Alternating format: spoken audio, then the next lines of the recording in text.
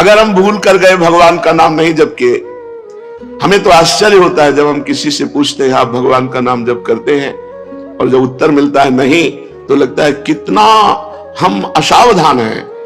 किसी भी समय हमारा सब कुछ छूट सकता है, और जो हमारा पाथेय है, पाथेय माने रास्ते का खर्चा, जैसे हमको विदेश जाना हो, वहां हमारा कोई परिचय ना हो, हमारे पास पास ना हो, हमारे पास पैसा ना हो, और हमको इस देश से निकाल ही दिया जाएगा, फिर बोलो कैसी हमारी स्थिति होगी।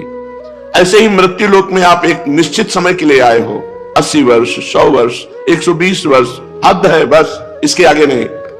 आपको जाना ही पड़ेगा, और यह सत्य है कि एक सुई भी यहां से नहीं ले जा सकते, और यह सत्य है कि भगवान का नाम ही आपको यहां से जाने के बाद सुख प्रदान करेगा। यहां तो सुख प्रदान करेगा ही, यहां के जाने के बाद, अब जैसे आपको पता है कि हमने लाखों करोड़ों भगवान के नाम जप किए हैं, वो नाम आपको यमपुरी नहीं जाने देगा। वो आपको अगर भगवत प्राप्ति नहीं हुई तो दिव्य लोक, देवलोक है, सतलोक, तपलोक, महालोक, जनलोक, स्वर्गलोक, इन लोकों में हमको भेजा जाएगा, और दिव्य सुख सुविधाएं भोग कर पुनः मृत्यु लोक में बहुत उत्तम मनुष्य शरीर मिलेगा। इसलिए चूक मत करो, जैसे बने वैसे जो भगवान का नाम आपको प्रिय हो, राम कृष्ण हरि राधा, जो नाम प्रिय हो उसको अधिक से अधिक जपो, क्योंकि मनुष्य जीवन की यही संपत्ति है। जिसने नाम जप नहीं किया सो परत्र दुख पावई, सिर धुनि धुनि पछताए, काल ही कर्म ईश्वर मिथ्या दोष लगाए। एकांतिक में एक बड़े धनी मानी पुरुष आए हुए थे। उन्होंने कहा मुझे कोई प्रश्न नहीं करना, लेकिन एक भय है मुझे, मेरे पास बहुत ऐश्वर्य है, मैंने जीवन में जो चाहा भगवान ने दिया, लेकिन अब मुझे डर लग रहा है कि मेरी मृत्यु हो जाएगी तो मेरा सब कुछ छूट जाएगा। इस डर से कैसे बचे? मेरी प्रिय पत्नी छूट जाएगी, प्रिय पुत्र छूट जाएगा, मकान छूट जाएगा, पद छूट जाएगा। हमने भारतीय कई इनाम प्राप्त किए हैं, वो सरकारी ऑफिसर थे। बोले मुझे बहुत भय लगता है, रात दिन अब भय लगने लगा, क्योंकि मैं वृद्ध हूं तो मेरी अब आगे की जो गति है वो मृत्यु है। मुझे मृत्यु से डर लग रहा है, मृत्यु से इसलिए कि सब कुछ छूट जाएगा। इसका आपके पास कोई उत्तर है? तो हम का जीवन भर इसी उत्तर को ढूंढते हुए रहे हैं। बाबा जी बचपन से बने 13 वर्ष की अवस्था से इसी उत्तर को खोजते रहे कि अपना कोई जब नहीं है तो अपना है कौन? तो इसका पता चला श्री भगवान, और श्री भगवान की जो शरण में हो गया वो निर्भय, निश्चिंत, निशोक, निर्विकार, ये स्थिति आती है। कोई भय नहीं, कैसी भी परिस्थिति हो, भगवान के भक्त के हृदय में कभी भय नहीं होता। कैसी भी परिस्थिति हो, भगवान की आराधना करने वाले को कभी शोक नहीं होता। कैसी भी परिस्थिति आ जाए कभी चिंता नहीं होती, क्योंकि पता है मेरे भगवान हैं। श्री सीताराम दास जी महाराज बड़े सिद्ध महापुरुष हैं। वो कह रहे हैं नाम भगवान का परम तीर्थ है। यदि आप राधा राधा, कृष्ण कृष्ण, राम राम, हरि हरि ऐसा रट रहे हो तो आप किसी भी तीर्थ नहीं गए, तो आपको जाने की भी जरूरत नहीं।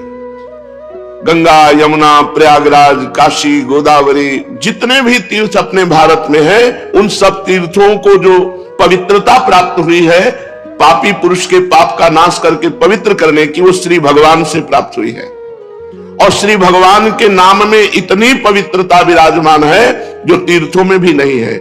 इसलिए सीताराम दास जी महाराज कह रहे हैं अगर आपको अपने पापों का नाश करके परम पवित्र सुखमय जीवन व्यतीत करना है तो किसी तीर्थ जाओ या ना जाओ, आप घर बैठे कुछ मिनट भगवान का नाम जप कर लो।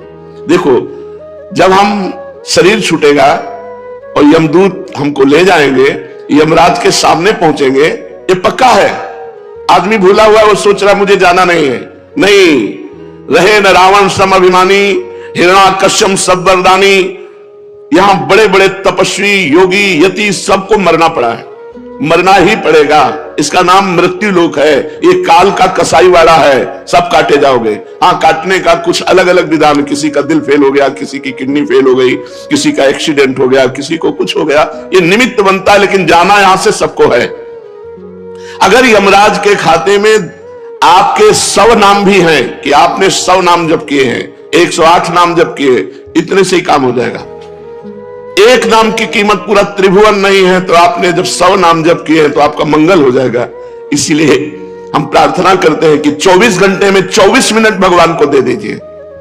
24 घंटे में यद्यपि जीवन तो केवल भगवान के लिए आपको प्राप्त हुआ है, पर पूरा जीवन भगवान को ना दे पाए ये हमारी दुर्भाग्य है। तो हमें 24 घंटे में 24 मिनट तो देना चाहिए। प्रातःकालीन ब्रह्म मुहूर्त में उठ करके अपनी दिनचर्या करके स्नान करके शांत एकांत में बैठकर कम से कम 24 मिनट भगवान का सुमिरन कर लीजिए। किसी भी तीर्थ जाने की जरूरत नहीं है। हर तीर्थ में जो तीर्थत्व है वो भगवान के नाम में विराजमान है। नाम ही पुण्यप्रद क्षेत्र है। आप नाम जप कर रहे हो तो आपको काशी, कांची, अवंतिकापुरी, द्वारावती, माया कहीं भी जाने की जरूरत नहीं है। सारे पुण्य क्षेत्र आपको फल प्रदान करेंगे घर बैठे, यदि आप नाम जप कर रहे हैं। नाम ही परम देव है। जो नाम है वही श्याम है, जो श्याम है वही नाम है। जय नाम तेई कृष्ण।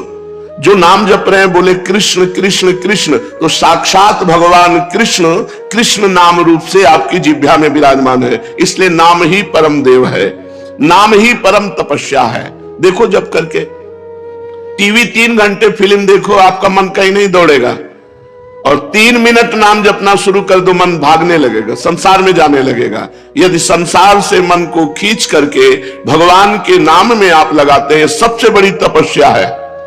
सबसे बड़ी तपस्या है मन को संसार से खींच करके भगवान के परम मधुर नाम में लगाना। नाम में अपार सामर्थ्य है। नाम ही परम दान है। यदि आप किसी भूले हुए जीव को ये प्रेरणा देते हैं कि आप 5 मिनट ही नाम जप कर लिया करें, और वो नाम जप करने लगा, तो मंगल तो नाम जापक का होगा ही, लेकिन जिसने नाम की प्रेरणा की, ये सबसे बड़ा दान है। भगवान के नाम से भूला हुआ जो जीव माया में आसक्त है, उसे कुछ मिनट नाम जप करने की आदत डलवा दे, प्रेरणा दे दे, उसका स्वभाव बन जाए कुछ मिनट नाम जप करने का। इससे बड़ा कोई मंगलमय कार्य, इससे बड़ा कोई दान पुण्य नहीं है। नाम ही परम क्रिया है। जैसे क्रियाओं में आता है यज्ञ करना, तो यज्ञ में सबसे बड़ी यज्ञ है जप यज्ञ। भगवान ने स्वयं कहा है यज्ञों में जप यज्ञ में हूं।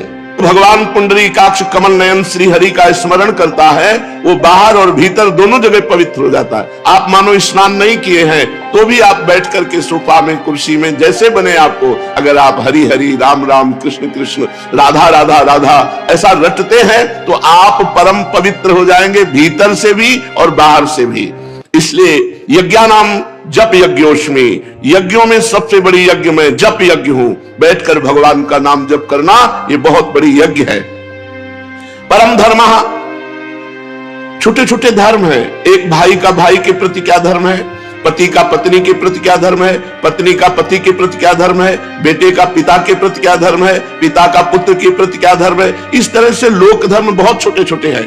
अगर आप अपना मंगल चाहते हो तो परम धर्म नाम, भगवान का नाम जप करना भी तुम्हारा परम धर्म है। जैसे पत्नी का पोषण करना, पुत्र का पोषण करना, पिता की सेवा करना, ये धर्म है, तो ये परम धर्म है भगवान का नाम जप करना। अवश्य नाम जप करना चाहिए। इसके बिना सो सब धर्म कर्म जरि जाऊ, वो सब धर्म कर्म में आग लगे जिसमें हम इतना रम गए कि भगवान का नाम ही भूल गए, भगवान का स्मरण करना ही भूल गए। हर जीव गर्भ में भगवान से वादा करके आता है, एक बार मुझे मां के गर्भ रूपी नरक से बाहर कर दो, हे प्रभु मैं ऐसा भजन करूंगा कि दोबारा इस नरक में ना आना पड़े। पर भूमि परत भा ढाबर पानी, तिम जीव ही माया लपटानी। जैसे आकाश से निर्मल शुद्ध जल गिरता है, भूमि में पड़ते ही गंदा हो जाता है, ऐसे ही जीव जे ही मां के गर्भ से निकला उसका ज्ञान नष्ट हो गया। कहां कहां कहां वो रोने लगा और घर वाले आनंद मनाने लगे, बच्चा हुआ। हम फिर भूल गए, जैसे जैसे सयाने होते गए माया के संबंधों को सत्य मानते, ये मेरी माँ, ये मेरे पिता, ये अमुक अमुक अमुक अमुक, और भूल गए कि हम आए थे भगवान का भजन करने के लिए। इसलिए परम धर्म है भगवान का नाम जप करना। परम धन है नाम, कबीरा सब जग निर्धना, धनवंता नहीं कोई, धनवंता सोई जानिए जाके राम नाम धन होए। जब आप यहां से शरीर छोड़ेंगे एक सिक्का आपके साथ नहीं जाएगा, केवल भगवान का नाम आपके साथ जाएगा। इसलिए नाम ही परम अर्थ है, परम धन है। नाम ही भक्त का सुहृद है। सुहृद माने बहुत प्यार करने वाला।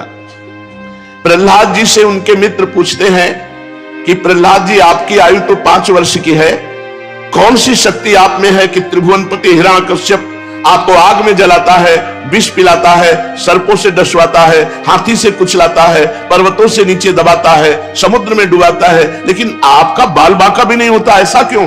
तो उन्होंने कहा मैं हरि नाम जपता हूं, हरि नाम के प्रभाव से मुझे भगवान गोद में लिए रहते हैं। तो दैत्यराज जितना विघ्न डालता है, मेरा हरि नाम में उतना विश्वास और होता है।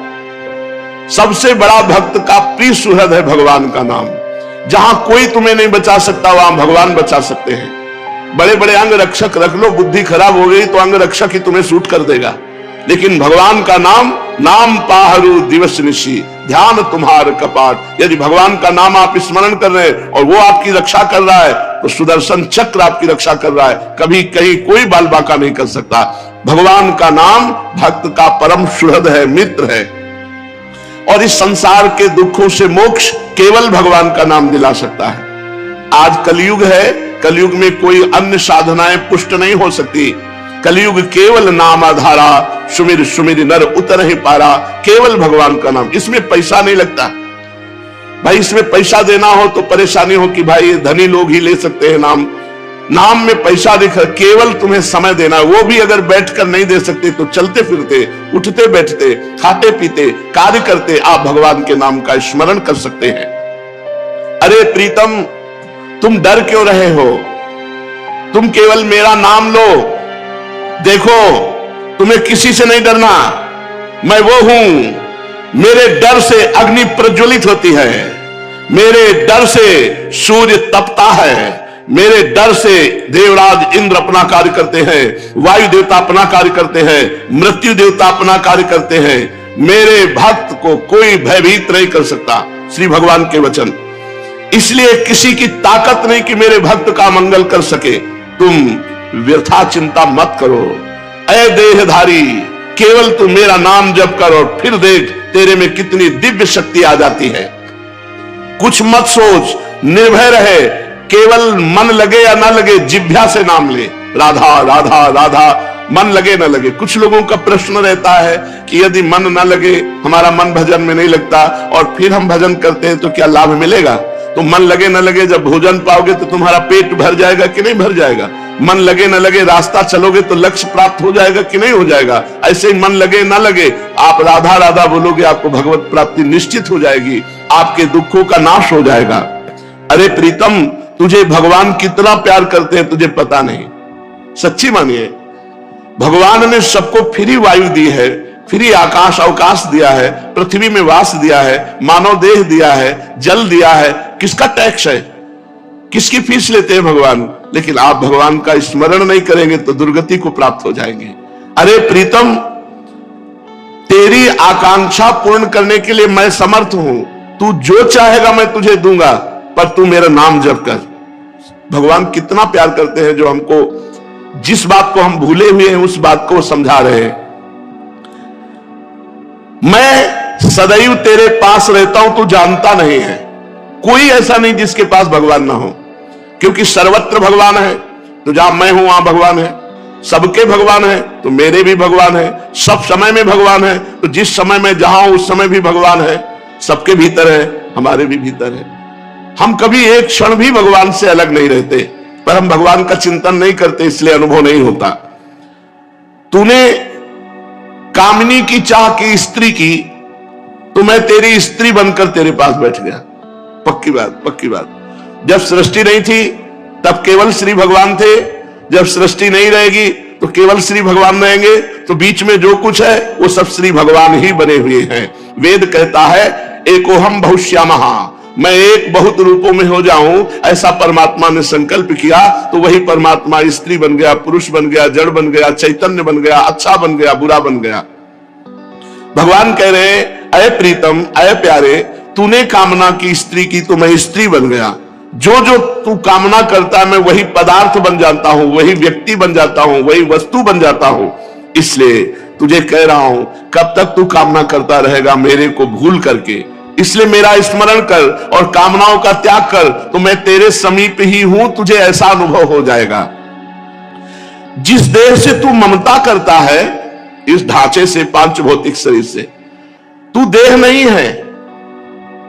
चाहे जो कोई कितना विद्वान हो, बुद्धिमान हो, कोई 50 वर्ष से शरीर में रह रहा है, कोई 40 वर्ष से रह रहा है, कोई 30 वर्ष से रह रहा है।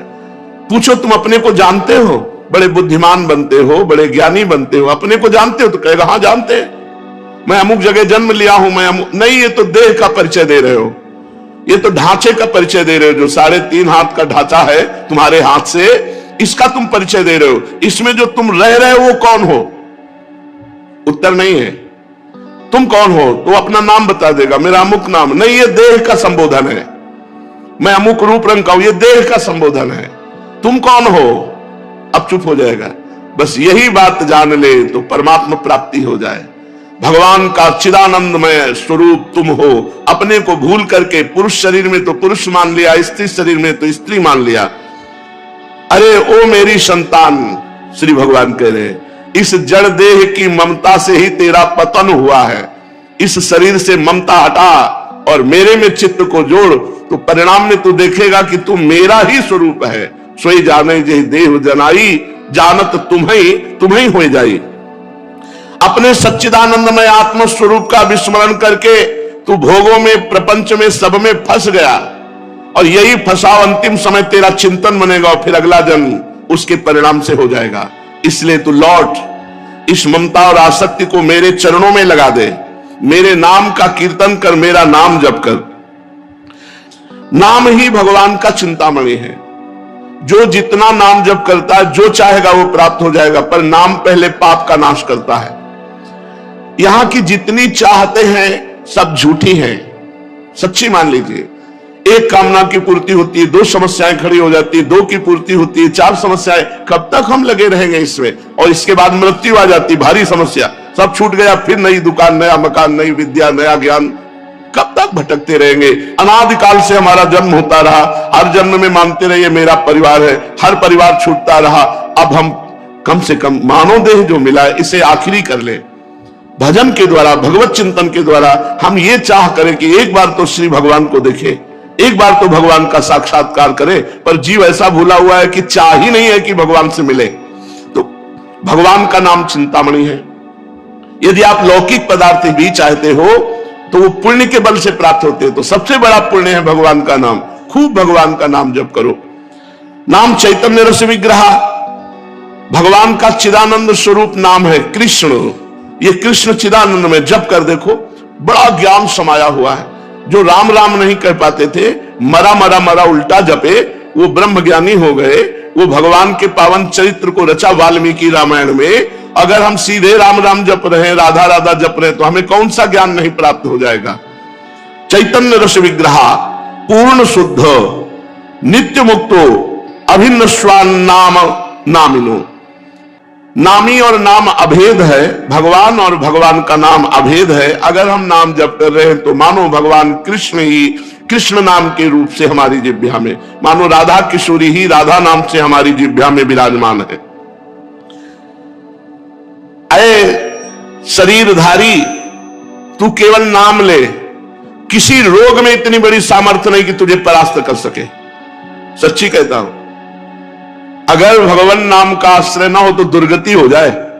ये नाम की महिमा से तुम्हें कह रहे, कोई भी बड़े से बड़ा रोग उसे परास्त नहीं कर सकता जो भगवान का नाम जप कर रहा है, जो भगवान की भक्ति से युक्त है, जो भगवान के आश्रय से। और शोक, चाहे सब कुछ नष्ट हो जाए तो भी भगवान का नाम जप करने वाले के हृदय में शोक नहीं होता। दुख ज्वाला, हमने देखा कि जब हमें अधिक पीड़ा होती है तो किशोरी जो हमें अधिक सुख देती है, इतना आनंद अंदर से दे देती है कि बाहर शरीर का दुख हमें पीड़ा नहीं पहुंचा पाता। यदि आप दुख से बचना चाहते हो तो भगवान नाम का निरंतर रटन करो, नहीं तो ये संसार ऐसा है, इतनी ओवर थिंकिंग बढ़ती चली जाएगी कि आपको डिप्रेशन में पहुंचा देगी। अगर नाम जप नहीं करोगे, सत्कर्म नहीं करोगे, भगवत आराधना नहीं करोगे, तो तुम्हारा मन ही तुम्हें क्लेश देने के लिए उतारू हो जाएगा। तुम्हारा मन ही तुम्हें भयभीत कर देगा, तुम्हारा मन ही तुम्हें गंदी आदतों में फंसाकर तुम्हें नष्ट कर देगा। इसलिए भगवान नाम, चाहे वो जो नाम प्रिय हो या गुरुदेव के द्वारा मिला हो, उसे खूब जपिए।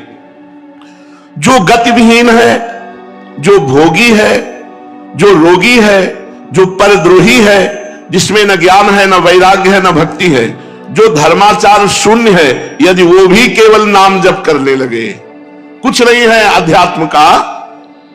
शरीर भी पीड़ा युक्त है, मन भी पीड़ा युक्त है, और अगर नाम जप करना शुरू कर दे तो समस्त पीड़ाओं से मुक्त हो जाएगा। देख लो जप करके, कोई भी रोग शोक पाप ताप साप उसको व्यापता नहीं है जो भगवान के नाम में रत रहता है। बस नाम जपना कठिन है, मन नहीं लगता नाम जपने में, इसमें रुचि नहीं होती। अगर हो जाए तो लोक परलोक के सारे सुख तुम्हारे चरणों में रहेंगे और जीवन परमानंदमय हो जाएगा। मृत्यु का भय खत्म हो जाता है। भगवान के भक्त की मृत्यु कैसे होती है? जैसे विशाल गजराज हाथी के गले से फूलों की माला टूट जाए, उसे पता भी न चले, ऐसे भगवान के भक्त की मृत्यु होती। नहीं तो जन्मत मरत दुसा दुख होई, बड़ा भयानक दुख होता है मृत्यु के समय, और मृत्यु आने के पहले न जाने कितने दुख पीड़ा पहुंचाते हैं। इसलिए सबसे प्रार्थना है, जितना बन सके अधिक से अधिक भगवान का मंगलमय नाम जप करो। अरे वो प्रीतम, मेरा नाम बड़ा मीठा है, बस तुम निरंतर लो। नाम मीठा है, हमें मीठा नहीं लगता। तो जैसे पित्त बढ़ जाए तो मिश्री मीठी होती है, पर मुंह में डालो तो कड़वी लगेगी क्योंकि पित्त बढ़ रहा है, और उसी मिश्री को रोज नियम से खाओ तो पित्त का शमन हो जाएगा और मिश्री मीठी लगने लगेगी। ऐसे ही हमें अविद्या रोग लग गया है, हमारा अज्ञान बढ़ गया है, भोग वासना बढ़ गई है। तो हमें राधा नाम सुधा रसम रसी तुम, जो राधा नाम अमृत है, अच्छा नहीं लगता, लेकिन भगवान नाम एकांत शांत बैठकर जप करने में नहीं लगेगा।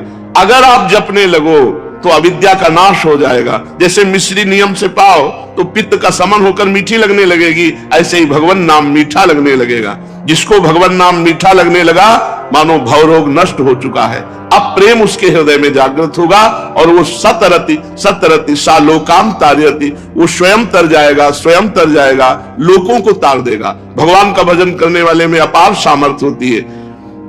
तुकाराम जी महाराज इसी शरीर से विमान आया, भगवान के विमान में बैठकर भगवत धाम को गए। ये नाम का प्रताप। वो इतने नाम प्रेमी थे, हर समय नाम जप करते थे, विठ्ठल विठ्ठल विठ्ठल। महाराष्ट्र में भगवान विठ्ठल रूप से विराजमान है। वो जहां चरण रख देते वहां की भूमि बोलती विठ्ठल विठ्ठल विठ्ठल। ऐसा उनका निरंतर नाम जप का प्रभाव था, और बड़े चमत्कार नाम जप से। वीर शिवाजी महाराज दर्शन करने के लिए तुकाराम जी के पास गए, तो संत दर्शन की एक मर्यादा है कि आप अपने वैभव को ना दिखाएं, वहां दैन्य भाव से जाएं। तो राजा होते हुए भी शिवाजी ना सिर पर पाग, न चरणों में पादुका, हाथ जोड़कर सादी पोशाक पहनकर, और 2 अंगरक्षक वो भी गेट में छोड़ दिए, अकेले जाकर तुकाराम जी के चरणों में प्रणाम किया। तुकाराम जी केशव विठ्ठल विठ्ठल विठ्ठल, माधव विठ्ठल विठ्ठल विठ्ठल, वो कीर्तन में मगन थे। इतने में मुगल सैनिकों को पता चला कि शिवाजी बिना सैनिकों के तुकाराम जी के पास गए हैं। उन्होंने सोचा बहुत अच्छा अवसर इनको बंदी बना लेने का। गुप्तचर लगे हुए थे, तुरंत सूचना मिली तो जो अंगरक्षक गेट में खड़े थे वो अंदर गए और कान में लगकर शिवाजी से कहा कि मुगलों को पता चल गया है कि आप यहां आ गए हैं, तुरंत यहां से हट जाइए, नहीं तो आपको बंदी बना लेंगे। शिवाजी ने कहा आप बाहर जाओ। तुकाराम जी की तरफ देखा, उनका विठ्ठल विठ्ठल विठ्ठल, बैठे रहो, और वो भगवान नाम कीर्तन कर रहे। देखो नाम कीर्तन का अमोघ प्रभाव। मुगल सेना आई पूरी, अंगरक्षक तो गुप्त रूप से हो गए, वो मंदिर में गए, केवल तुकाराम जी ही दिखाई दिए, वहां शिवाजी दिखाई ही नहीं दिए। मुगलों की आंखों में शिवाजी दिखाई नहीं दिए, सामने बैठे रहे, हिले नहीं, निर्भय होकर के। पूरे मंदिर में ढूंढा, जब नहीं मिले तो उनका गलत सूचना मिली और वो वापस चले गए, और वो वैसे ही कीर्तन में बैठे रहे। तुकाराम जी कीर्तन कर रहे, सामने शिवाजी, लेकिन कोई मुगल शिवाजी को नहीं देख पा रहे, मुगल सैनिक। ये भगवान नाम का अद्भुत चमत्कार। जो भगवान नाम का जप करते हैं उनमें अपार सामर्थ्य होती है। एक बार कबीरदास जी को जो मुगल सम्राट था उसने बंदी बना लिया। उनकी मां को कुछ विद्वान जनों ने कि तुम्हारा लड़का देखो राम राम कहता है, उचित होगा कि वो अपने धर्म का नाम उच्चारण करे, इसलिए तुम बादशाह से यदि कह दो तो वो तुम्हारे धर्म की बात मानेगा। वो बूढ़ी माँ, उनको समझ में आया कि ठीक बात कह रहे हो। बादशाह से विद्वानों ने निंदा करके कबीरदास जी के लिए विपरीत भावना भर दी, बंदी बना लिए गए कबीरदास जी। तो इनसे कहा कि तुम इस नाम को छोड़ो। उन्होंने कहा नहीं, जो लगन लग गई अब वो छूटने वाली नहीं, तो उनका ऐसे हाथी से रौंदा दो। तो कबीरदास जी के दोनों हाथ ऐसे जमीन पे रखकर बांध दिए गए, खूंटे में ऐसे ऐसे गाड़ कर रस्सी से ऐसे बांध के, और सामने से मतवाला हाथी दौड़ाया गया। तो हाथी जो ही आता तो बस जब 4 कदम दूर रह जाता तो बड़ी जोर से चिघार कर वापस लौट जाता। बादशाह ने कहा क्यों हाथी रौंदता क्यों नहीं? महावत से कहा। महावत ने कहा कबीरदास की जगह में एक बबर शेर दिखाई देता है, इसलिए हाथी वापस आ जाता है। बादशाह ने कहा तुम झूठी बात कहते हो, मैं स्वयं चढ़कर देखूंगा। और जब हाथी पर सवार हुए और जे ही उनको रौंदने के लिए आगे बढ़ाया तो देखा बबर शेर, तो वापस हाथी। भगवान नरसिंह स्वयं वहां प्रकट हो गए अपने नाम जापक की रक्षा के लिए। फिर दूसरी चाल चली, कबीरदास जी को जैसे प्रहलाद जी को होली में दहन किया, ऐसे कबीरदास जी को जलाने का प्रयास किया। पूरा लकड़ियों का ढेर लगा दिया, बीच में कबीरदास जी को विराजमान कर दिया और आग लगा दी। राम राम राम राम राम, एक भी रोमा नहीं झुलसा, पूरी लकड़ियां भस्म हो गई कबीरदास जी की। ये कथा हमको पुष्टता प्रदान करती है कि हमें किसी भी दुख में, किसी भी संकट में कोई भी माया के काम क्रोध लोभ फंसा ना सके। हम भगवान का नाम जप करें, नाम में अपार सामर्थ्य है। ओ प्रीतम, तेरे सब दुख दूर करने के लिए मेरा नाम समर्थ है। तू नाम ले, केवल चिंता मत कर, मैं तेरे भीतर बाहर सब कुछ देख लूंगा। भगवान कहते हैं भीतर तुम्हारे विकारों को मैं देख लूंगा और बाहर तुम्हारे विरोधियों को देख लूंगा, तुम केवल मेरा नाम जप करो। कितने कृपालु भगवान है। जो संपत्ति शिव रावण ही, दीन दिए दशमाथ, सोई संपदा विभूषण ही, सकुच दीन रघुनाथ। मस्तक काट काट करके भगवान शंकर को प्रसन्न करके लंका प्राप्त की थी रावण ने। भगवान की शरण में गए तो जाते ही समुद्र का जल लेकर भगवान ने अभिषिक्त कर दिया और लंकेश कहकर विभूषण को संबोधन किया। जो संपदा इतनी बड़ी तपस्या की रावण ने अपने सिर काट के भगवान शिव को दिए, वो सकुच करके रघुनाथ जी ने विभीषण को दी। ऐसा कृपालु भगवान का स्वभाव है। कह रहे तेरे भीतर बाहर मैं सुख प्रदान करूंगा, तेरे भीतरी शत्रुओं को, बाहरी शत्रुओं को मैं देख लूंगा। जब भगवान कह रहे हैं तो अपने को क्या परेशानी, अपने को तो केवल नाम जप करना है और अपने कर्तव्य कर्म को करना है। आप जो भी कर्तव्य कर्म करते हैं वो भगवान की पूजा हो जाएगी यदि नाम जप करते हुए करें, भगवान का स्मरण करते हुए करें। देख तू बीच बीच में मेरे को देखकर पुलकित हो जाएगा। जब नाम जापक खूब नाम जप करता है तो उसे भगवान के दर्शन होने लगते हैं। वो जिधर देखता है उसे भगवान श्याम सुंदर मुस्कुराते हुए नजर आते। ये कथा नहीं है, ये जीवन है। आप अपने जीवन को भगवान को समर्पित कीजिए और नाम जप कीजिए, देखिए आपको भगवान का दर्शन होता है कि नहीं। भगवान यही है, भगवान सब में है, भगवान सब रूपों में है, भगवान सब समय में है। बस केवल आप नाम जप कीजिए, फिर आप देख लेंगे। मेरे सरस स्पर्श से अनुक्षण तू पुलकित रहेगा। तेरी आंखें जगत को नहीं देख पाएंगी, मेरे को देखेंगी। इसलिए आनंदमय मैं तुझसे सत्य कह रहा हूं, तू केवल मेरा नाम जप कर। अरे अपने को तू भूल गया है, तू मेरा बच्चा है। भगवान कह रहे कि तू मेरा अंश है। ममैवांशो जीवलोके जीवभूता सनातना मना कष्टानेन्द्रियाणि प्रकृतिस्थानि करसति। मन और 5 ज्ञानेन्द्रियों के चक्कर में फंस करके तू अपने को भूल गया। हमारा जो स्वरूप है वो भगवत स्वरूप है। हम भगवान के अंश हैं। तो चाहे 1 चम्मच गंगा जल लो तो गंगा जल, 1 टैंकर लो तो गंगा जल। गंगा जल है जैसे, ऐसे हम भगवान के अंश है। तो भगवान पूर्ण है तो पूर्ण का अंश पूर्ण ही होता है। हम भगवत स्वरूप ही है। पर 5 ज्ञानेंद्रियां और 1 मन, ये भोगों में लगने के कारण हम अपने स्वरूप को भूल गए हैं। तो आनंदमय है, परमानंदमय है। लौटो, इस संसार के जंगल से लौटो, मेरी तरफ लौटो। कैसे लौटेंगे? केवल नाम जप से। जितना नाम जप करोगे उतने तुम मुझे अपने सानिध्य में देखोगे। नाम जप नहीं है तो ये माया सामने दिखाई देगी। स्त्री पुत्र धन मकान नाना प्रकार की भोग सामग्री, और इसी में अब ये कर लेंगे तो हम सुखी हो जाएंगे, अब ये संग्रह कर लेंगे, इतना कमा लेंगे, ऐसा कर, और ऐसा सोचते सोचते मृत्यु आ जाती। कभी किसी का आज तक काम पूरा नहीं हुआ। काम पूरा तभी माना जाए जब भगवत प्राप्ति हो जाए। चलते हैं श्रीमद् भागवत महापुराण। भगवान श्री कृष्णचंद्र जी उद्धव जी को उपदेश कर रहे हैं। कह रहे उद्धव, जब मृत्यु सिर पर नाच रही है, हर जगह आपको शास्त्रों में यही संबोधन मिलेगा कि सावधान हो जाओ, सावधान। आराम से कार में बैठे जा रहे हैं, पता नहीं अब उतर पावे कि ना उतर पावे। आराम से भोजन पाने के लिए बैठे, पता नहीं कवल निगल पावे कि ना पावे। भगवान कह रहे उद्धव, मृत्यु सिर पर नाच रही है, तब कौन सी भोग सामग्री या भोग कामना तुम्हें सुखी कर सकती है? किसी भी भोग में सुख नहीं है, केवल तुम्हारे चिंतन के कारण उसमें सुख लगता है। हे उद्धव, मनुष्य को यदि वध स्थान पर वध के लिए निश्चित कर दिया जाए कि तुम्हें आज 10 बजे फांसी मिलेगी या गोली मार दी जाएगी, अब उसको विश्व के हर सुख दे दो, सुंदर स्त्री, खान पान, सब सामग्री, उसको किसी में सुख नहीं मिलेगा, क्योंकि उसके चिंतन में बैठ गया कि 10 बजे गोली मार दी जाएगी।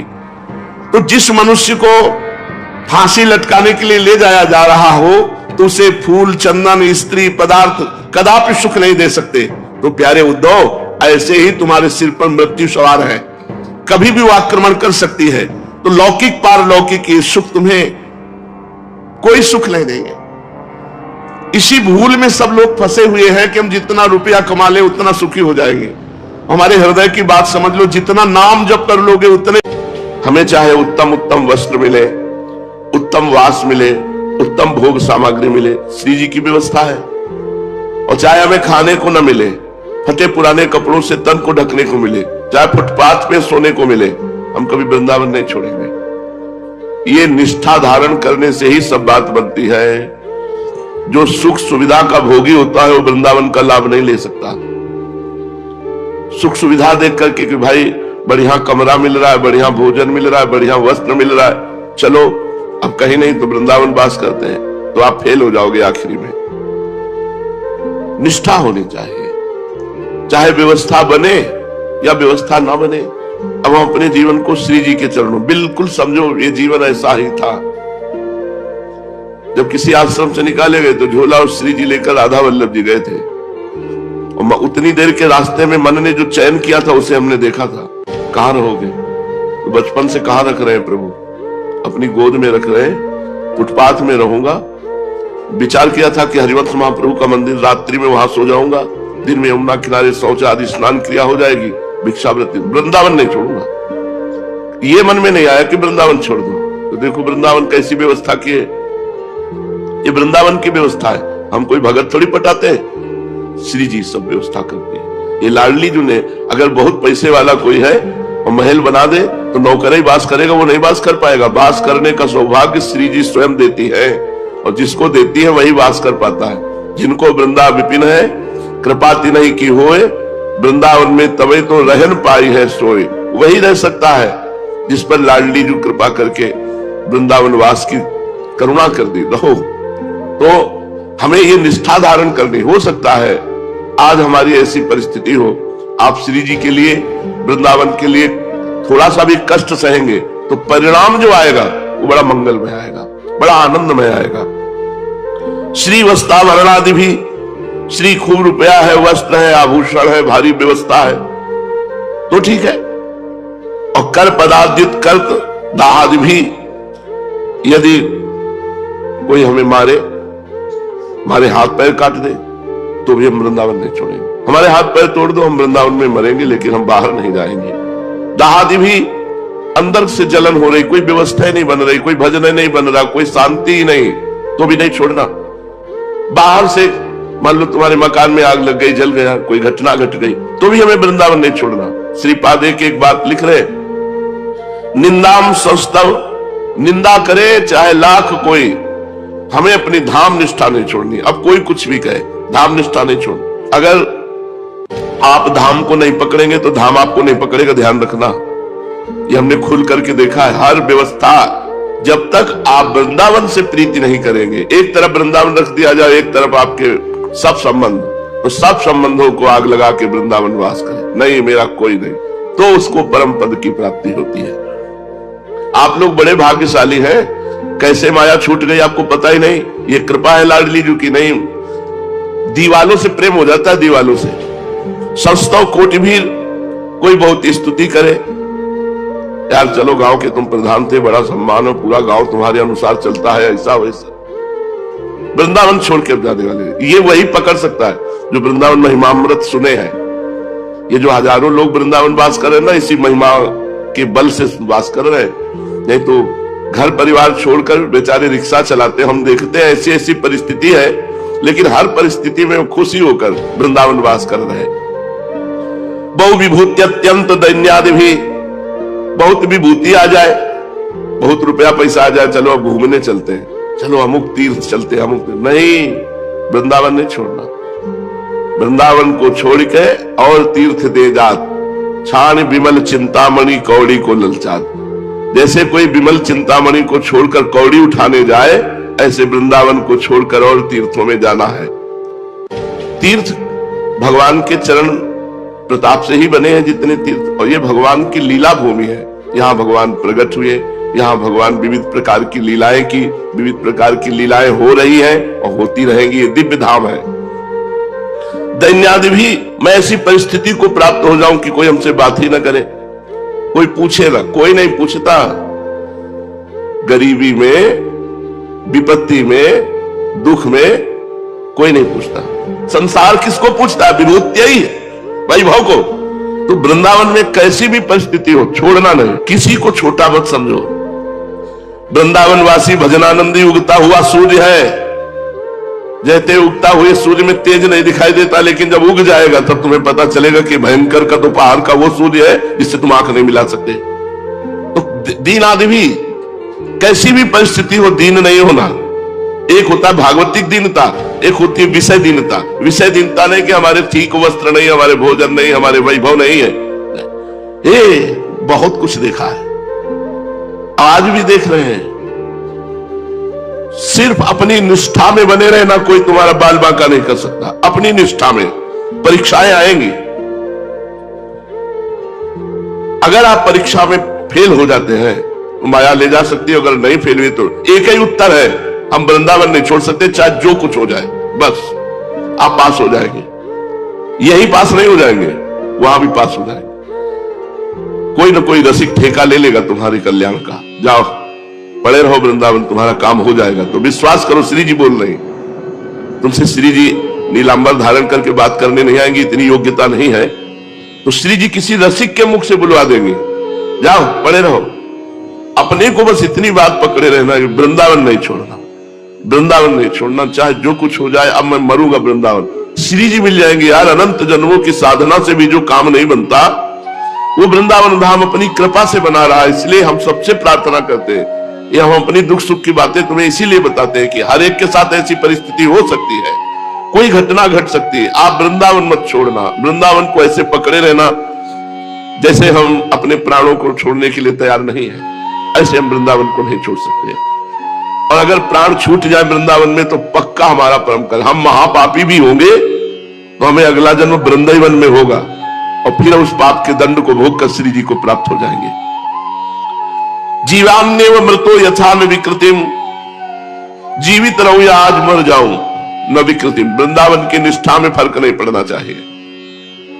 एक ही बात हम आपसे कह रहे हैं, भजन बने न बने, धर्म कर्म बने न बने, पड़े रहो वृंदावन में। जैसे भी हो तुम्हारा मंगल।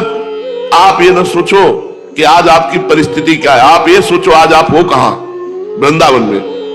और वृंदावन प्रिया प्रीतम की कामना पूर्ण करता है। आप तो जीव हो, मुझ गरीब के पास, जिसके पास खाने के लिए नहीं, पहनने के लिए नहीं, रहने के लिए नहीं, ये क्या कोई किसी से मांगा है क्या?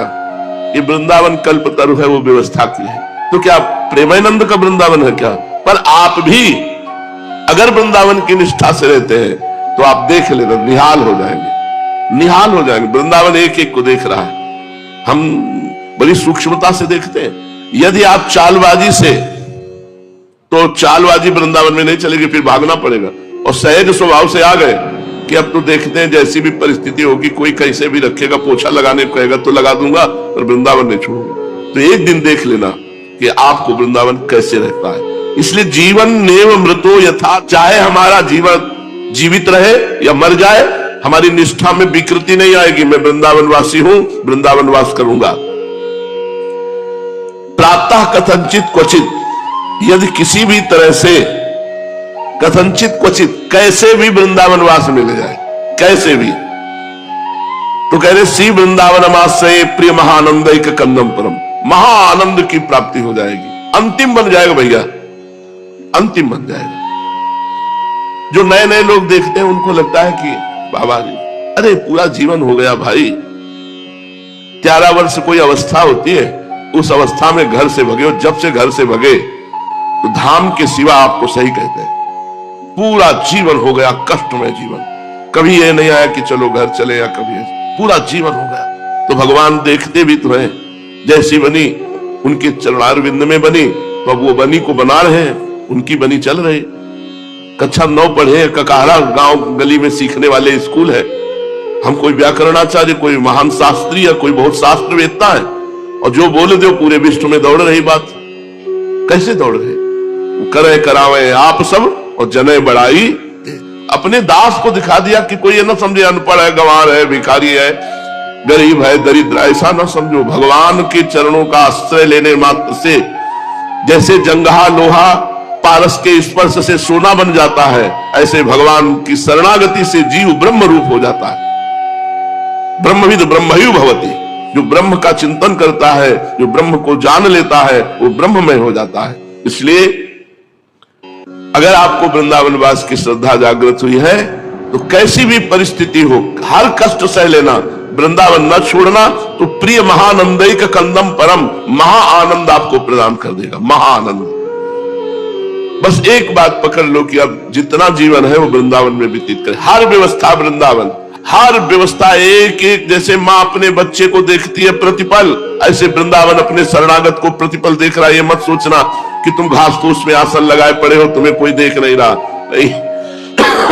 तुम्हारा इष्ट वृंदावन और प्रिया प्रीतम तुम्हें देख रहे हो। जिस दिन वो तुम्हें परिपक्व कर लेंगे, फिर तुम्हें ऐसे उठा देंगे कि पूरा विश्व देखेगा। इसलिए वृंदावन की निष्ठा में परिपूर्ण रहो। चलते हैं, महाप्रभु चैतन्य देव की पावन लीला प्रसंग चल रहा है। अद्वैताचार्य जी ने भगवान चैतन्य देव को ये माना कि मैंने जो जीवन हो गया तुलसी दल अर्पित करते हुए, गंगा जल से तुलसी जी का सेवन करते हुए, भगवान शालिग्राम की आराधना करते हुए, भगवान हरि की आराधना करते हुए, उसका मुझे फल कि चैतन्य महाप्रभु प्रकट हुए। पर बार बार आता, क्या यही वो है जिनकी मैं आराधना कर रहा हूं? कई परीक्षाएं ली, हर परीक्षा में यही आता कि भगवान है। फिर भी मन में रहता, क्या मेरे भगवान यही है? महाप्रभु उनकी इस बात को समझ रहे थे। उस दिन संकीर्तन के अनंतर 2-3 दिन हुए, अद्वैताचार्य जी शांतिपुर को चले गए। उनके मन में अब भी प्रभु के प्रति संदेह भाव बने हुए थे। उनका मन अब भी दुविधा में था कि क्या हमारे इष्ट देव ही है या नहीं। इसलिए एक दिन वे संशय बुद्धि से फिर शांतिपुर से नवद्वीप पधारे, और वैसे उनका हृदय प्रभु की ओर स्वतः ही आकर्षित हो गया। वो महाप्रभु को देखते ही आनंद में मगन हो जाते, पर वृत्ति एक उदय हो जाती, क्या ये भगवान है? कोई महाभागवत अवतरित हुए हैं, ये बात तो ठीक है, लेकिन क्या ये साक्षात भगवान है? भीतर से बिना विश्वास के आनंद की अनुभूति टिकती नहीं है। महाप्रभु को देखते सब बात होती, पर अंदर ये बात आती है कि साक्षात भगवान है। उस समय प्रभु श्रीवास पंडित के यहां भक्तों के साथ श्री कृष्ण कथा कर रहे थे। आचार्य को आया देख करके महाप्रभु चैतन्य देव भक्तों के सहित उनके सम्मान के निमित्त उठ खड़े हुए। प्रभु ने बड़ी श्रद्धा भक्ति के साथ अद्वैताचार्य को प्रणाम किया। आचार्य भी लजाते हुए अपने श्वेत बालों से प्रभु के पाद पद्मों की पराग को पोंछा, अर्थात उनके चरणों में मस्तक रखकर प्रणाम किया। उपस्थित सभी भक्तों को आचार्य ने प्रेमालिंगन दान दिया और प्रभु के साथ वे सुखपूर्वक बैठ गए। सबके बैठ जाने पर प्रभु ने मुस्कुराते हुए कहा, देखो भाई, यहां सीतापति विराजमान है, अब किसी को भय नहीं। सीता नाम था अद्वैताचार्य जी की पत्नी को, सीता देवी कहते थे। तो चैतन्य महाप्रभु ने कहा, सीतापति विराजमान है, अद्वैताचार्य जी के लिए संबोधन किया। अब किसी को भय नहीं करना चाहिए, हम तो निर्भय हो गए, वे हमारा शमन न कर सकेंगे, अर्थात कोई भी विरोधी अब हमें परास्त नहीं कर सकता। कुछ बनावटी गंभीरता धारण करते हुए अपने चारों ओर देखते हुए आचार्य ने कहा, यहां सीतापति रघुनाथ तो दृष्टिगोचर हो नहीं रहे, यदुनाथ अवश्य विराजमान है। अर्थात भगवान श्री कृष्ण अवश्य विराजमान है, चैतन्य महाप्रभु के लिए संबोधन किया। प्रभु उसका रहस्य समझ करके कुछ मुस्कुराते हुए लज्जायुक्त हो गए। बात को उड़ाने के निमित्त से कहने लगे, देखो हम तो चिरकाल से आशा लगाए बैठे थे कि हम सभी लोग आपकी छत्र छाया में रहकर श्री कृष्ण कीर्तन करते, किंतु आप शांतिपुर जा विराजे, ऐसा हम लोगों से क्या अपराध बन गया? अद्वैताचार्य जी इसका कुछ उत्तर देने नहीं पाए थे कि बीच में ही श्रीवास पंडित बोल उठे, महाप्रभु इनका नाम अद्वैताचार्य है, ये अद्वैत स्थिति में रहते हैं, द्वैत नहीं, इसीलिए अद्वैत शांतिपुर में निवास करता है। अद्वैत ज्ञानम लब्ध्वा पराम शांति, ये शांतिपुर में निवास करते हैं। अब आपका आविर्भाव नवद्वीप रूपी नवधा भक्ति के पीठ में हुआ है, उसमें विराजमान है इस समय नित्यानंद, और नित्यानंद का रसास्वादन करने के लिए अद्वैत भी शांतिपुर छोड़ करके नवद्वीप में पधारा है। अभी ये द्वैत अद्वैत की दुविधा में फंसे हैं। इस गूढ़ उत्तर का मर्म समझकर हंसते हुए आचार्य कहने लगे, अद्वैताचार्य जी, जहां पर श्रीवास है वहां पर लोगों को कमी क्या होगी? श्री के वास में आकर्षण ही ऐसा है कि हम जैसे सैकड़ों मनुष्य उनके प्रभाव से खींचे चले आवेंगे। श्रीवास पंडित इस गूढ़ोक्ति से बड़े प्रसन्न हुए और उसे चैतन्य महाप्रभु के ऊपर घटाते हुए कहने लगे। चैतन्य महाप्रभु की प्रथम पत्नी का नाम लक्ष्मी था, कि जब लक्ष्मी देवी थी तब थी, अब तो यहां श्रीवास नहीं है, अब तो नवद्वीप से अंतर्ध्यान हो गई है। प्रभु ने जब देखा श्रीवास बात हमारे ऊपर घटाने लगे, तब जल्दी से कहने लगे, पंडित जी ये आप कैसी बात कर रहे हैं? श्री के माने हैं प्रभु के भक्त, और जहां आप जैसे भक्त विराजमान है वहां श्री का वास अवश्य ही होना चाहिए। भला ऐसे स्थान को छोड़कर भक्ति श्री कहां जा सकती है? इस पर अद्वैताचार्य जी कहने लगे, हाँ ठीक है बात कही, श्री के बिना हरि रह ही कैसे सकते हैं? तो श्री अब विष्णु प्रिया नाम रख करके नवद्वीप में अवस्थित है, उन्हीं के साथ आप विराजमान हैं। विष्णु प्रिया भी श्री जी है, क्योंकि विष्णु प्रिया लक्ष्मी, बड़ा भक्तों का भाव। श्री विष्णु प्रिया बन करके अब श्री नवद्वीप में विराजमान है। बात को दूसरी ओर घटाते हुए महाप्रभु ने कहा, श्री तो सदा से ही विष्णु प्रिया है, ये भक्ति प्रियो माधवा, भगवान को तो सदा भक्ति प्यारी है, इसलिए श्री का सही उत्तर भक्ति ही है। ये सुनकर आचार्य जल्दी से प्रभु को प्रणाम करते हुए बोले, तभी तो प्रभु ने एक विग्रह से लक्ष्मी रूप से उन्हें ग्रहण किया और फिर अब श्री विष्णु प्रिया के रूप से उनके दूसरे विग्रह को अपनी अर्धांगिनी बनाया है। इस प्रकार बड़ी हास्य विनोदमयी भक्ति संबंधी बातें हो रही थी कि प्रभु के घर से एक आदमी आया और उसने नम्रता पूर्वक प्रभु से निवेदन किया, सची माता ने कहलाया है कि आज अद्वैताचार्य घर में ही भोजन करें, कृपा करके वे हमारे आज के निमंत्रण को स्वीकार करें। उस आदमी की बातें सुनकर प्रभु ने उसे कुछ भी उत्तर नहीं दिया, जिज्ञासा के भाव से आचार्य के मुख की ओर देखने लगे। प्रभु के भाव को समझकर आचार्य कहने लगे, हमारा अहोभाग्य, जो जगन माता ने हमें भोजन के लिए निमंत्रित किया है, इसे हमें अपना सौभाग्य समझना चाहिए। बीच में ही बात को काटते हुए श्रीवास पंडित बोले, इस सौभाग्य सुख को अकेले ही लूटोगे या हम सबको साझी बनाओगे? हमें तो अकेले कभी इस आनंद का उपभोग नहीं करने देने का विचार है, अर्थात हम भी साथ चलें आपके। यदि गौरांग हमें निमंत्रित ना भी करेंगे तो हम सची माता के समीप जाकर याचना करेंगे, वे साक्षात अन्नपूर्णा ही ठहरी, उनके दरबार से कोई निराश होकर थोड़ी ही लौट सकता है। आचार्य महाशय, तुम्हारी अकेले ही दाल नहीं गलने की, हमें भी साथ ले चलना पड़ेगा। आचार्य अद्वैत और महाप्रभु वैसे तो दोनों ही सिलहट निवासी ब्राह्मण थे, किंतु दोनों का परस्पर में खान पान एक नहीं था। इस बात को जानने के निमित्त कुछ संकोच के साथ प्रभु ने कहा, भोजन की क्या बात है, सर्वस्व आपका ही है, किंतु आचार्य को तो 2 आदमियों के लिए भोजन बनाने में कष्ट होगा। इस पर आचार्य बीच में बोल उठे, मुझे क्यों कष्ट होने का? कष्ट होगा तो सची माता को होगा, सो वे तो जगन माता ठहरी, वे कष्ट को कष्ट मानती ही नहीं। यदि वे बनाने में असमर्थ होंगी तो फिर हमको बनाना ही होगा। इस उत्तर से प्रभु समझ गए कि आचार्य को अब हमारे घर का भोजन पाने में किसी प्रकार की आपत्ति नहीं। असल में प्रेम में किसी प्रकार का निश्चित नियम है ही नहीं। ये नहीं कह सकते कि सभी प्रेमी सामाजिक नियमों को भंग कर दे या सभी प्रेमी अन्य लोगों की भांति सामाजिक नियमों का पालन ही करे। इनके लिए कोई निश्चित नियम नहीं। भगवान राम जैसे सर्वश्रेष्ठ प्रेमी ने सीता जी की परीक्षा की, अग्नि परीक्षा ली और फिर अंत में सीता जी को वनवास दिया। इसके लिए कोई कह नहीं सकता कि इसका क्या कारण। लक्ष्मण का परित्याग जैसे असह्य और वेदनापूर्ण कार्यों को इसलिए किया जिससे लोक संग्रह का धर्म अक्षुण्ण बना रहे। इसके विपरीत भगवान श्री कृष्ण ने प्रेम के पीछे सामाजिक नियमों की कोई परवाह नहीं की। अभी देखा जाता है बहुत से अत्यंत प्रेमी सामाजिक और धार्मिक नियमों में दृढ़ रहकर बर्ताव करते हैं और बहुत से इन सब की उपेक्षा भी करते देखे गए हैं। इसीलिए प्रेम पंथ के लिए कोई निश्चित नियम निर्धारित नहीं किया जा सकता। ये तो नियमों से रहित अलौकिक पंथ है। आचार्य के लिए प्रभु के घर में क्या संकोच था। प्रेम में कोई नेम रह नहीं जाता और नेम के बिना प्रेम होता नहीं। पहले जो ब्राह्मण लोग थे बड़े नियम वाले होते थे। ब्राह्मण के भी घर जाएंगे तो अपने हाथ से बनाएंगे और अपने हाथ से बनाकर प्रभु को भोग लगा के पाएंगे। तो अद्वैताचार्य जी भी ऐसा करते थे।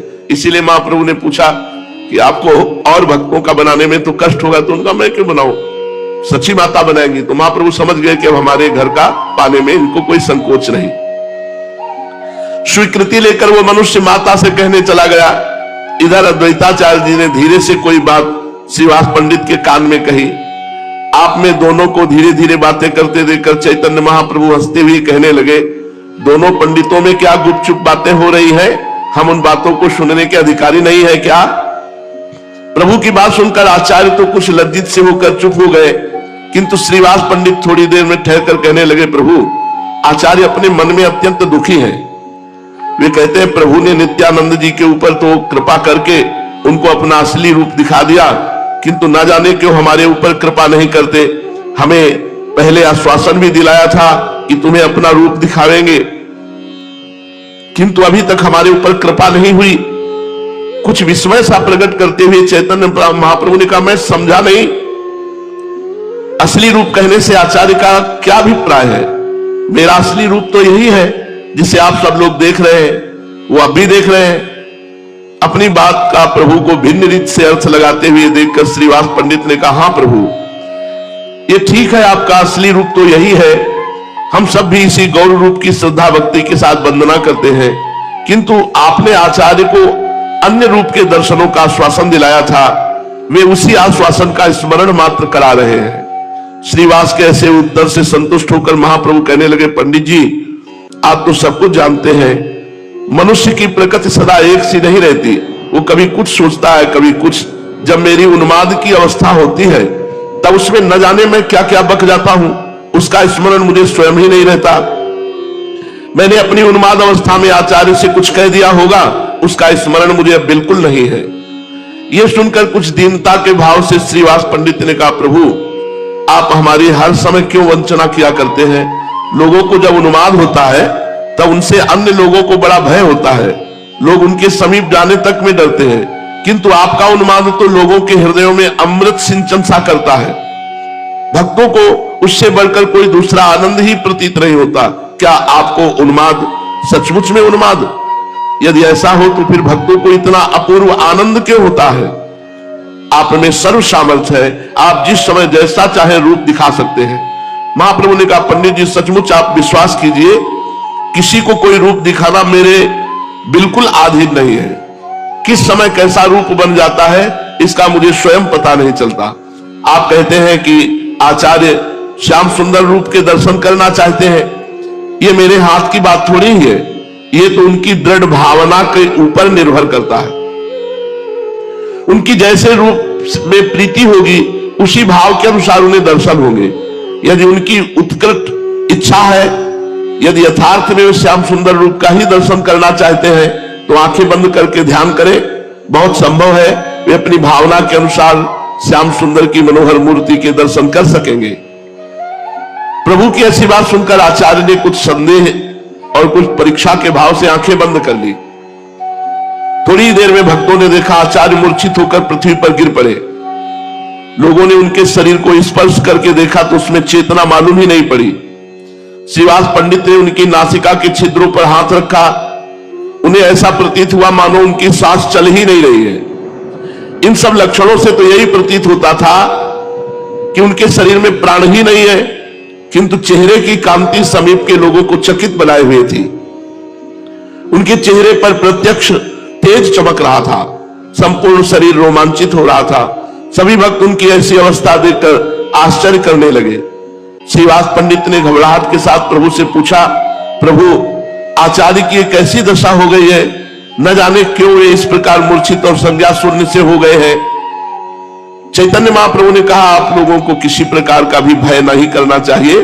मालूम होता है आचार्य को हृदय में अपने इष्ट देव के दर्शन हो गए हैं, उसी के प्रेम में ये मूर्छित हो गए हैं। मुझे तो ऐसा ही अनुमान होता है।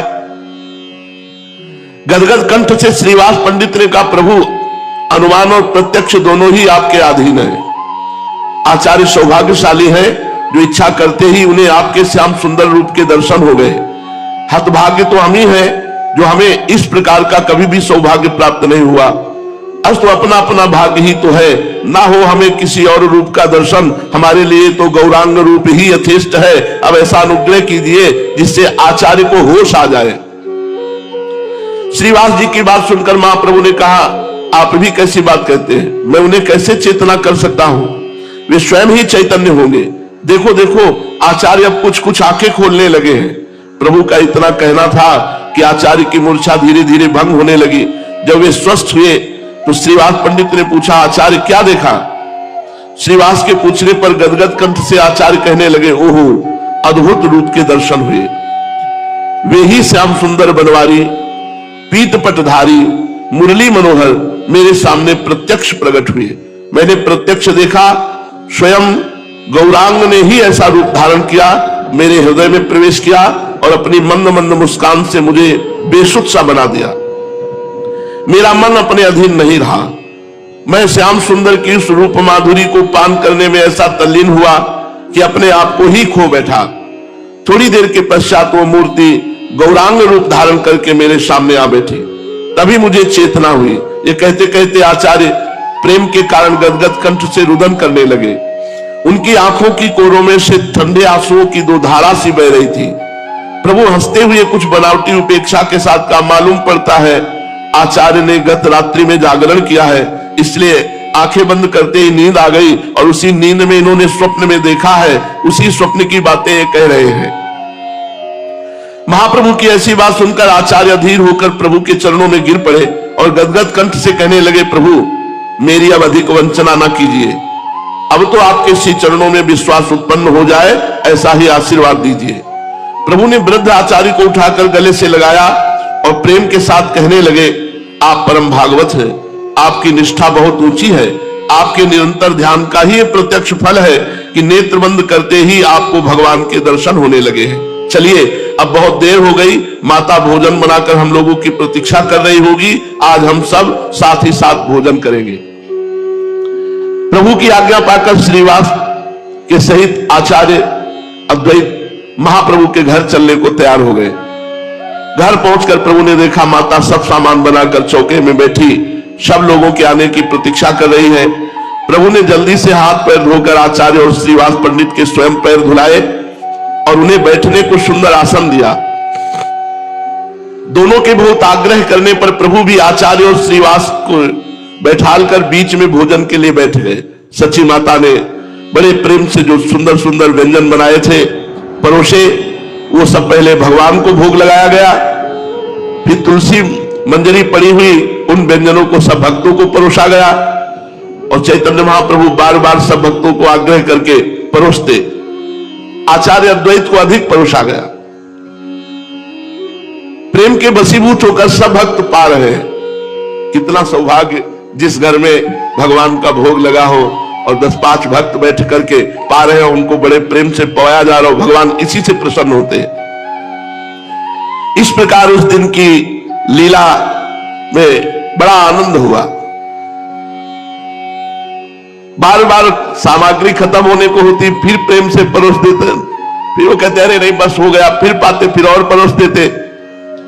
उस भोजन में जो सुख मिला वो कहीं अन्य नहीं, क्योंकि प्रेम भगवान में पृथ्वी जल अग्नि वायु आकाश पंच तन्मात्राएं मन इंद्रियां और इनके अधिष्ठात्र देवता अहंकार और महातत्व, कहां तक कहूं ये संपूर्ण चराचर जगत आपके अद्वितीय स्वरूप में भ्रम के कारण ही पृथक प्रतीत हो रहा है, नहीं तो आप ही आप हैं। भ्रम के कारण पृथक प्रतीत हो रहा है। हे शरणागत भय भंजन प्रभु, मेरे पुत्र भौमासुर को तो आपने कृपा करके परम पद प्रदान किया, अब मेरे पुत्र भौमासुर का पुत्र ये भगदत्त बहुत भयभीत हो रहा है, मैं इसे आपके चरण कमलों की शरण में ले आई हूं। प्रभु आप इसकी रक्षा कीजिए, इसके सिर पर अपना वह कर कमल रखिए जो सारे जगत के समस्त पाप तापों को नष्ट करने वाला है। परीक्षित, जब पृथ्वी ने भक्ति भाव से विनम्र होकर इस प्रकार भगवान श्री कृष्ण की स्तुति प्रार्थना की, तब उन्होंने भौमासुर के पुत्र भगदत्त को अभयदान दिया और भौमासुर के समस्त संपत्तियों से संपन्न महल में प्रवेश किया। वहां जब महल को खुलवाया तो भौमासुर ने बलपूर्वक राजाओं से 16,100 राजकुमारियां छीनकर कैद कर रखी थी। जब भगवान ने उन राजकुमारियों को मुक्त किया तो सब पहला दर्शन भगवान श्री कृष्ण का कर रही, जब से बंद हुई, देखते ही सम्मोहित हो गई और उन्होंने मन ही मन संकल्प किया कि आज तक मैंने कभी कोई साधना की हो, व्रत किया हो, उपवास किया हो, नियम किया हो तो भगवान श्री कृष्ण मुझे पति रूप में प्राप्त हो। मन ही मन भगवान को अपने परम प्रीतम पति के रूप में वर्ण कर लिया। राजकुमारियों ने 16,100 ने प्रत्येक अलग अलग ये संकल्प किया कि श्री कृष्ण मेरे पति हो। हे विधाता मेरी इस अभिलाषा को पूर्ण करो। और सब ने भगवान के चरणों में प्रणाम किया, भगवान के चरणों का आश्रय लिया। और भगवान सबके मन की बात जानने वाले हैं। भगवान ने उन राजकुमारियों से कहा तुम निर्भय हो जाओ और तुमने जो कामना की है उसकी तुम्हें प्राप्ति होगी। और सबको सुंदर सुंदर वस्त्र पहनाने का आदेश किया। दासियों ने सुंदर वस्त्र पहनाए, 16,100 पालकियां मंगाई, एक एक राजकुमारी को सुंदर सुसज्जित करके द्वारिका भेजा और वहां से बहुत बड़ा खजाना, रथ, घोड़े, अतुल संपत्ति ये सब भेजी द्वारिका। ऐरावत के वंश में उत्पन्न हुए वेगवान 4-4 दांत वाले सफेद रंग के 64 हाथी वो भी द्वारिका भेजे। इसके बाद भगवान श्री कृष्ण ने सत्यभामा जी को लेकर के कहा चलो तुम्हें देवराज इंद्र की राजधानी के दर्शन करावें। गरुण जी से कहा ले चलो, स्वर्ग ले चलो।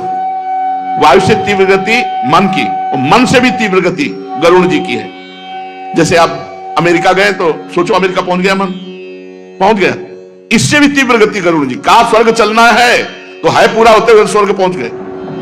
स्वर्ग चलना है महाराज स्वर्ग आ गए। गरुण जी महाराज ऐसे भगवान के वाहन ऐसे थोड़ी वाहन की कितने 100 किलोमीटर रफ्तार में चले गए, कई बजे पहुंचेगा, ऐसा नहीं है।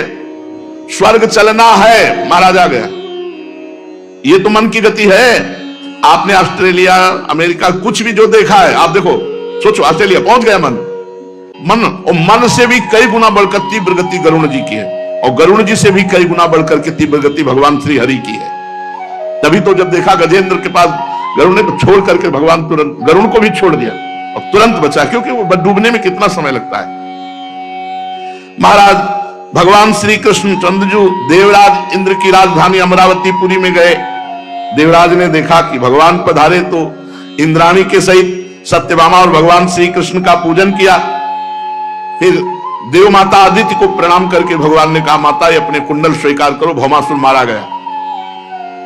सत्यभामा जी से कहा चलो देवपुरी की तुम्हें वाटिकाएं दिखा देते हैं, उपवन जहां आप सराय विहार करते हो सुंदर। बताया ये पारिजात है, ये कल्पतरु है, इसकी ये महिमा, इसकी ये महिमा है। सत्यभामा जी ने कहा हमारे भी उपवन में एक कल्प वृक्ष होना चाहिए, तो उखाड़ लेते हैं। गरुण जी को आदेश किया कि हम भी विराजमान होंगे। सत्यभामा जी ने एक कल्प वृक्ष रख लो गरुण जी पर, कल्प वृक्ष। देवराज इंद्र ने जब अमृत अपहरण किया था तो कहा कि हे देव शिरोमणे, मैं आपसे पूछता हूं कि आप में कितना बल है, क्योंकि हम कोई भी देवता आपके बल की था नहीं पा रहे।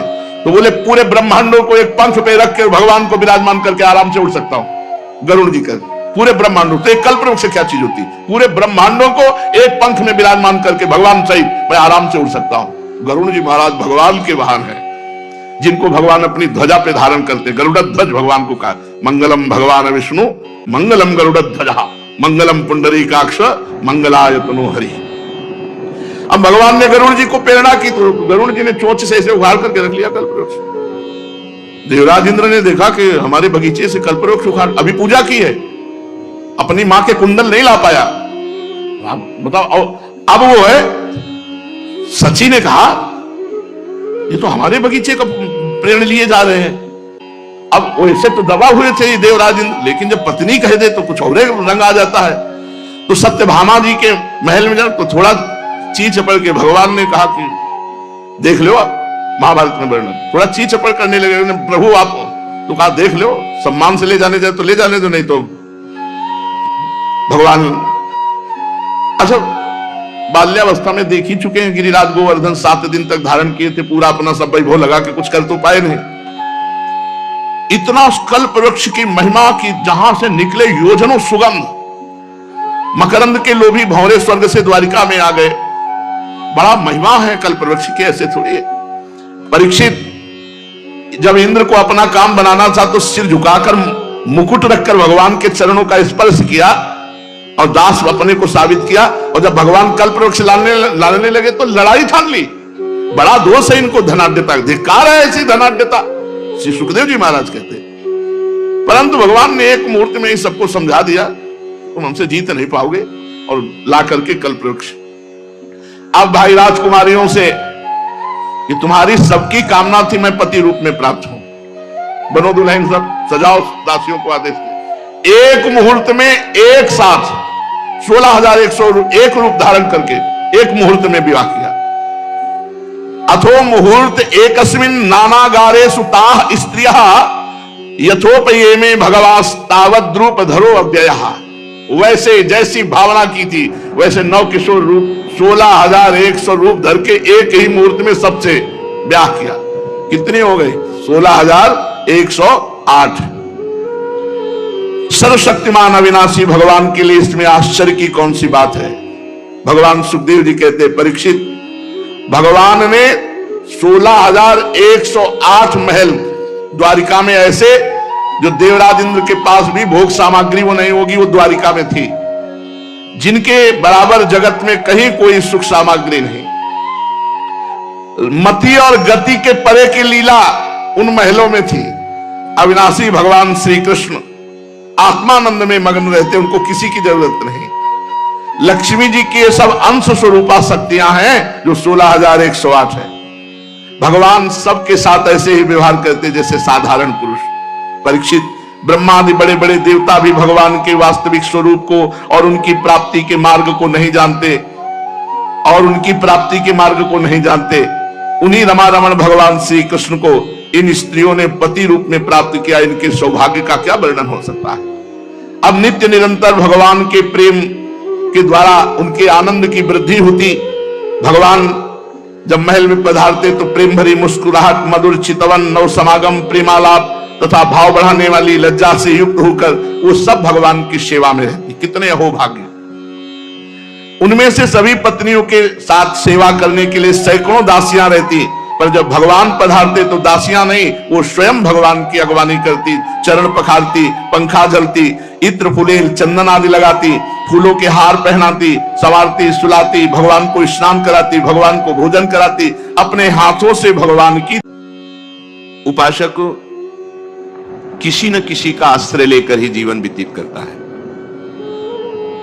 ध्यान से सुनिए, बिना आश्रय लिए जी नहीं सकता है, इसका स्वभाव है। स्त्री के आसक्त आश्रय या पुरुष शरीर के आसक्त आश्रय या अमुक नशे के या अमुक पदार्थ के या अमुक पदवी के या अपने शरीर के, कहीं ना कहीं एक आश्रय नहीं अनेक आश्रय लिए हैं। इसका स्वभाव है आश्रय लेना। देख लीजिए आप, इसका स्वभाव है आश्रय लेना। ये बिना आश्रय के एक क्षण नहीं रह सकता। जब उसको कोई आश्रय नजर नहीं आता है तो मृत्यु का आश्रय ले लेता है। मरना अच्छा है, मेरा कोई नहीं। पर वो रास्ता नहीं जानता कि अन्य आश्रय का त्याग करके एक महाआश्रय महाबल है, वो है श्री हरि। अगर इनका आश्रय ले ले तो अविनाशी का बच्चा अविनाशी पद में प्रतिष्ठित है, उसे ऐसा अनुभव हो जाए। किसी न किसी का आश्रय लेना जीव का स्वभाव है। ये बहुत धोखा है हमारे साथ। हम अपने शरीर का आश्रय ले लेते हैं, मन का आश्रय ले लेते हैं, बुद्धि का आश्रय ले लेते हैं, इंद्रियों का आश्रय। बाहर तो फैला हुआ है आश्रय, फैला हुआ है। मित्र का आश्रय, पति का आश्रय, पुत्र का आश्रय, धन का आश्रय, विद्या का आश्रय, क्या क्या। और हमें योगम युंजन मदाश्रय, केवल श्री भगवान का आश्रय लेना। ये साधारण बात नहीं है, कहने में तो आ गया, लेकिन ये साधारण बात नहीं है। फैल पर मन सिमटत नाही, इंद्रिन लेनी जीत। इंद्रियों ने हमें अपने अधीन कर लिया और मन अन्य आश्रय में इतना फैल गया है। एक एक वृत्ति देखो, सब वृत्ति आश्रित है किसी न किसी विषय, किसी न किसी व्यक्ति, स्थान। हम इसके बिना नहीं जी सकते, हम इसके बिना नहीं जी सकते। हमारा अस्तित्व क्या रह गया? लोग इतनी मूढ़ता में हैं कि वो समझते हैं शास्त्र की पराधीनता, ईश्वर की पराधीनता, गुरु की पराधीनता या वयोवृद्ध सदगुरुदेव के समान जो संत जन ज्ञानी जन हैं, इनकी पराधीनता नहीं, स्वतंत्रता ठीक है। तो आप देखो किसको आप स्वतंत्रता कह रहे हैं? इंद्रिय तुम्हें परास्त किए हैं, इंद्रियों की पराधीनता तुम अपनी स्वतंत्रता मानते हो। मन भोगों में मनन करके संकल्प करके घूम रहा है, इसे तुम स्वाधीनता मानते हो। छोटे छोटे विषय तुम्हें परास्त किए हैं, तुम मृत्यु के अधीन, काल के अधीन, विषय के अधीन, शरीर के अधीन, मन के अधीन, इंद्रियों के अधीन। तुम कह रहे हो हमको स्वतंत्रता प्रिय है। सबको स्वतंत्रता प्रिय अच्छा लगता है, स्वतंत्र होना अच्छा लगता है, पर इनकी परतंत्रता से हटो तब जानोगे स्वतंत्रता किसे कहते हैं। इनकी परतंत्रता से हटने के लिए ईश्वर की अधीनता, ईश्वर स्वरूप सदगुरुदेव की अधीनता अत्यंत आवश्यक है। यदि आपने भगवत प्रेमी महात्माओं की, शास्त्र की अधीनता स्वीकार नहीं की तो माया की अधीनता को जान ही नहीं पाओगे, क्योंकि इसका स्वभाव है अधीन हो जाना। ये किसी न किसी विषय, व्यक्ति, वस्तु, स्थान में अधीन हो जाता है। आज सुबह ही हरिराम व्यास जी की वाणी में कि यदि गुरुदेव भगवान की अवहेलना करके मनमानी साधना आचरण किया जाए तो हृदय का दाग नहीं जाता, हृदय का दोष नष्ट नहीं होता, अहम पुष्ट होता रहता है। और जो केवल सदगुरुदेव की अधीनता स्वीकार कर लेता है तो उसको विशेष साधना नहीं करनी पड़ती। जैसे दीपक से दीपक जल जाता है तो पहले वाले दीपक में कोई कमी नहीं हुई और दूसरे वाला दीपक पहले वाले दीपक की तरह ही प्रकाशित हो जाएगा। ऐसे ही सदगुरुदेव अपने हृदय का बोध, हृदय का प्रेम अधीन शिष्य के हृदय में प्रकाशित कर देते हैं। अधीन, जहां बिल्कुल कोई भी मान अभिमान की गंध नहीं रह जाती, अपने को कठपुतली की तरह उनके हाथ में समर्पित कर देता है। जैसे चाहो हे नाथ वैसे नचाओ, बस माया का नाचना बंद। हरि गुरु की आधीनता माया की आधीनता से मुक्त करके स्वतंत्र तुम्हें कर देगी, परम स्वतंत्र कर देगी। अगर आपने हरि गुरु शास्त्र इनकी आधीनता स्वीकार नहीं की तो तुम कभी स्वतंत्र नहीं हो सकते। मनमानी आचरण स्वतंत्रता नहीं होती, यही पराधीनता है। मन जो चाहता है तुमसे करा लेता है और तुम अपने को स्वतंत्र मान रहे हो। श्री भगवान कह रहे हैं जीव का स्वभाव है किसी न किसी के अधीन हो जाना। ये किसी न किसी शब्द को हटाओ, मदाश्रया, भगवान कह रहे केवल मेरे आश्रित हो जाओ। ये जो अधीनता है वो अपने अंशी को खोज रहा है, प्यार को खोज रहा है। हमारा प्रीतम कहां है जो हमारे